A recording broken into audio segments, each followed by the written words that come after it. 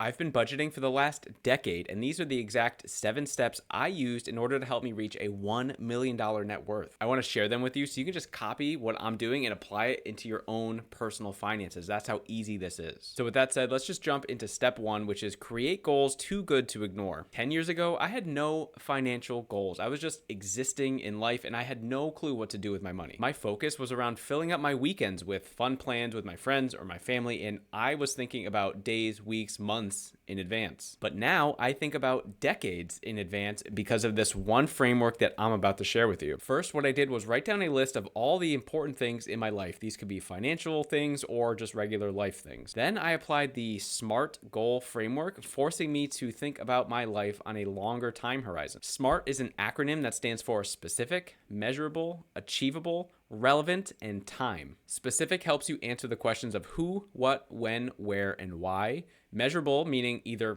it happened or it didn't. Achievable, can your goals be reached with the allotted resources that you currently have? With the caveat of if the goal is in a longer time horizon, then we want it to feel less achievable. Relevant, does your goal align with your larger financial goals or life goals? And time, creating a goal with a time frame around it to sort of give you a little more urgency. So let's say you have debt. You wouldn't want your goal to be, I want to be debt free, because that's not really a goal, it's a thought. It's a great thought. But let's apply the SMART framework to that little sentence and see how we can improve it. I want to pay off $3,000 in credit card debt over the next 6 months, meaning that I'm going to have to apply $500 a month to make this happen. Since debt is negatively impacting my wealth, this goal will help me reach my retirement goal faster. So you see how much more powerful that is than just I want to be debt free. Down in the comments, I'd love for you to try out the SMART financial goal framework for something that you've been thinking about or something that you want to achieve this year. Take your thought or your goal and put it through the SMART framework, and I'd love to hear what you came up with. Moving on to step 2 of how to build a budget that actually works is look back budgeting. And what a better way to talk about this than just to show it to you, okay? This is my free budget template. It's actually down in the description of this video. So this is the budget tab, but before we budget, we have to go through a process called the 3-month look back. What this is, if the name isn't very obvious, you go back 3 months and look at your spending habits, okay? And we do this based on our variable expenses. So think things like groceries, gas, utilities, things that we spend every month or maybe every other month, whatever, and that the cost fluctuates every month, right? Because obviously when you go to the store every month, the amount that you spend in groceries will change. And the point of all this is we want to be able to tell how much we're spending in variable expenses every single month, because this is probably the first and easiest way to kind of leverage how to align your spending to your goals. Because things like your fixed expenses, your mortgage, things like that, or rent, you know what that's going to be every single month. Yes, you could change those, but this is right now the first and fastest and easiest way to do it. So I'm recording this video in January. So what I want to do is look at October, November, and December spending. Here's how you would do it. Okay, so you go through all your bank transactions, credit card transactions, however you spend your money, and then you categorize them into different variable expense categories. And we do that for 3 months in a row.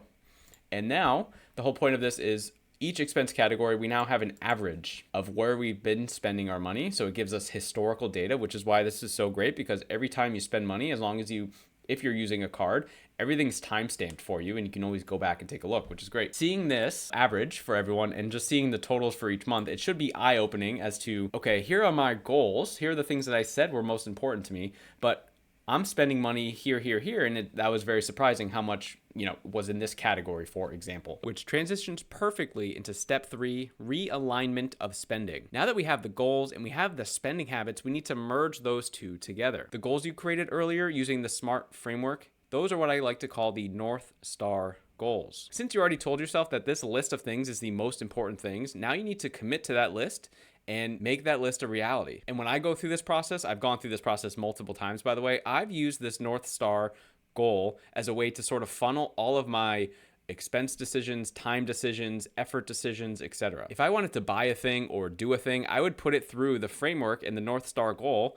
And if it allowed me to reach that goal faster, you better believe that I am buying the thing or doing the thing. And if they did not help me reach those goals, I would absolutely reconsider doing the thing or buying the thing. This doesn't mean that you can't have fun or still do the things you want to do. This is the whole point. We're making a list of the things that we are saying are most important. So obviously you would want to add some things that are fun in there. For example, I was talking to someone about the things that were most important to him, and on that list, he said he got an expensive haircut every 2 weeks or once every month, And it's with this very expensive guy. Like, he has very expensive haircuts, but he's been going for almost 2 decades. And he's like, this is just a non-negotiable for me. I'm not willing to remove this from my spending. So I was like, okay, perfect. The best part of this process is that you get to choose what's on that list, and it's no one else's list but yours. And if you're someone trying to improve your finances this year, I actually created a free course and community for people trying to build up their financial foundations by unlearning the money habits that they already have so that they can pay off debt more efficiently. It's called Dollar Discipline University, and everything inside this video is basically a taste of what you would get inside this free community. And until my calendar fills up, I'm actually offering free strategy calls for any new member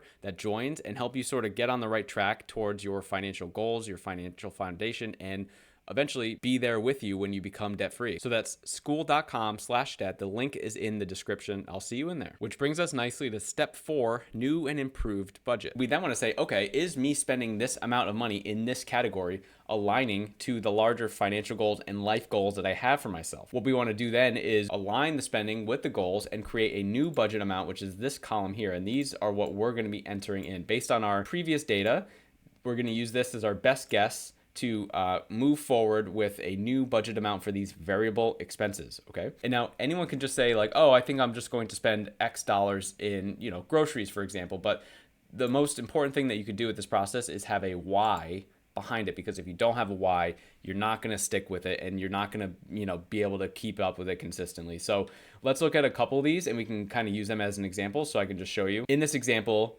dining out and food delivery was averaged $346 a month. Now, this is just example data, but I am finding that a lot of people that I talk to, this is the one category that always shocks people how much they're spending in. So just an FYI. But let's say that this person goes through this and like, you know what? Dining out and food delivery, not on my, top life goals or financial goals. So I can definitely reduce this down. This is irresponsible. I'm just being lazy, whatever the thing is, right? And so the new goal would be, okay, I want to just do $50 a month budget. So that could really like help me save some money every month. And my why behind it is that I need to do more cooking at home or maybe meal prep. Like having more food at home will help me from having to do this. Now on the flip side, you could go to groceries and be like, okay, $757 a month. And my new budget amount, I just need to kind of increase it, a little bit. We'll just try increasing it a little bit. So we'll just say $800. And that's because we want to have more food in the fridge for the meal prep so that we don't use, dining out or food delivery as an excuse as to why we, how we need to eat our meals, right? So that's one way of like, hey, I need to look at these categories and we're reducing dining out, but we're actually increasing groceries to sort of hopefully merge that one process, just as an example. Another example I like to give is health and fitness. Let's just say this is actually like a couple, for example, right? 2 people in a house. They spend on average $31 a month on their health and fitness. And that's just one person maybe going to a gym. But on their goals is like, yeah, we need to get a little healthier. We want to be a little more fit this year, right? So the other person is like, hey, I'm going to join the gym too. We're going to be accountable partners. So we're going to like triple our health and fitness expenses, like one more gym membership plus maybe, I don't know, more classes, whatever. So that's what we would put here. We're going to 2x the memberships plus more classes because health and fitness is very important to this person, right? After we're done with all that, you can see that in the monthly savings column, it's very exciting. You get to see how much more money you're spending than your average. So if it's red, that means you're over your average. And if it's green, that means you're under your average. So the whole point of this column is to find extra money in your finances. So after this process of going through our spending and aligning it with our goals, we've saved potentially, this is not real money, right? This is like budgeting money that we're talking about saving, but $262 a month, which is awesome. In step 5, when it comes to building a budget that actually works, is what goes in must come out. I'm trying to make this stick, right? Just like the old saying, what goes up must come down. Here's how it works in your budget. The budget that we've been working through in this entire video is based on the strategy called zero-based budgeting. That means for every dollar that comes in, so your income, we already have a home for it on your budget and you know where it's going. Think about it like a concert or a sporting event, okay? Everyone that flows through the front doors of those have a predetermined seat, right? Everyone has a ticket when they walk in. And when it comes to your money, we want to have a predetermined seat for every dollar that comes in on your budget. And what happens next is these new budget amounts flow right into our new budget. Because variable expenses are much harder to track and really understand how much you're spending, that's why we go through this process. We get the new budget amount and it flows right into our budget. So I'm going to make this slightly smaller. And you can see here variable expenses. This is all linked to the other page. So we have $1,385 in our variable expenses, and that's how much was exactly in this column and the same expense categories. So I've been mentioning fixed expenses. That would be on this page too. We have a section for fixed expenses. And in this budget template, you can actually list whatever you want here in any of these columns. I just have some of these as examples that I'm thinking a lot of people would be using. We have a mortgage, rent, cell phone, internet, cable streaming, childcare, and car insurance just as examples. And this person also has debt, okay? But the problem that this example is having, we'll call it this family is having, is these budgeted debt amounts are just minimum payments. So they have 2 credit cards, they have a car loan and a student loan. So their minimum payments are about $700 and they're trying to get ahead paying down their debt, but it's been a challenge for them to try to ramp that up. So they've been doing a good job with the debt. They just don't know how to pay it off more efficiently. And the good part with this is that the first month that if you're doing this, or maybe you're a couple months in, this is just 1 month. So if you fail or you suck at it or it's not, clicking right away, it's 1 month.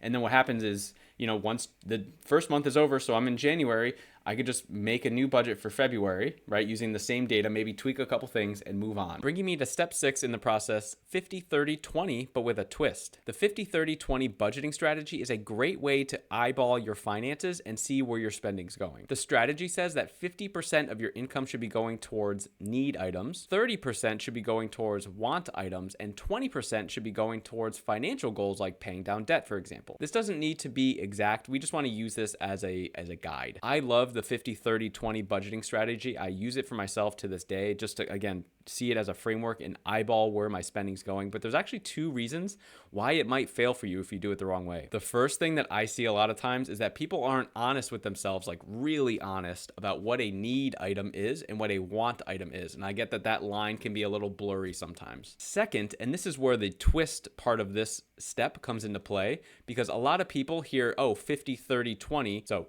need items, want items, financial goals, and that's the order that they prioritize those things in. So yeah, this means that financial goals a lot of times are just being prioritized last, right? I see it all the time. People are going through the month. They have great intentions. They have good ideas of how they're going to reach their financial goal. They get to the end of the month and they're like, oh crap, I don't have any money to pay down my debt. Another month happens. Oh crap, I didn't have enough money to put towards my emergency fund this month. And it becomes a vicious cycle. So let's just go back into the budget template and kind of see what this looks like. So now let's talk about the top portion of the budget. Okay, so our total budget is based on the amount of income that we make in the month. So we obviously shouldn't be spending more than what we're bringing in, right? So this is the guideline of what we need to use to make that happen. So let's just say, for example, I have random numbers here. It totals about $8,000 a month, okay? And these 2 people have expected incomes of that. This is our budget amount now, and we need to make sure that we're budgeting for that exact amount, because the whole point of this budget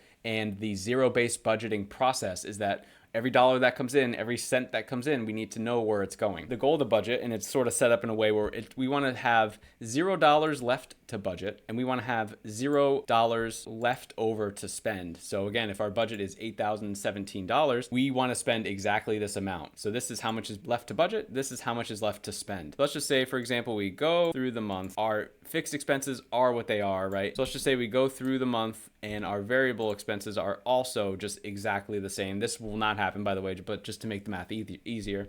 And you're going through and your debt, your major minimum payments here, you'll notice that we have $262.30 left to budget and $262 left to spend. The whole point of the 3-month look back is so that we can use this money that we, went through this grueling process of going back 3 months, and we're applying it to the financial goal that's most important to us. So in this case, in this example, we're trying to pay down our debt more efficiently and a little faster. So this $262, let's just say we're going to add that to one of these. Okay, ta-da. Now this turns green, which is awesome. And this remaining to budget section, as soon as you have $0 left, it will turn green. If you go over the budget, it's red. And if you're under the budget, it's also red. So the only way that this turns green is if you exactly budget for your total budget amount. Now the leftover money, is going to be the same thing. So we need to spend exactly this amount. So if we put that much towards our budget for this car loan, for example, there we go. So now this turned to green, and we applied the $262 to our car loan to be able to hopefully pay it off faster. This is how you win in small increment steps, month over month. The last step in how to build a budget that actually works for you is your first plan probably sucked. All first plans suck. Okay, including mine. And this all started for me 10 years ago when I didn't even know how much money was in my bank account to the nearest $1,000. And it actually disrupted a sale of a new car for me. The moment was super embarrassing. And it was at that time that I drew a line in the sand and I said, never again. Now, for me, in my process, it literally just started as, how much money's in my bank account? Then it was like, okay, I should probably know, is the bank account going up or down month over month? And then it was, okay, how are my expenses being broken out by different expense categories? And then this led me to think like, okay, how can I align my spending with my goals? And that's just sort of the arc that I took to get where I am. So just know that your first attempt with this is most likely going to suck. It's going to be frustrating. You're going to want to quit, but don't. The good news is each month is sort of a reset and a new opportunity to try and improve the skill and try and improve the process. But I obviously can't leave this video without giving you the strategies of how not to fail in those first couple months. So to save you time, I've actually made another video here about the 10 budgeting mistakes that you're probably going to make and how to fix them. I'll see you on the other side.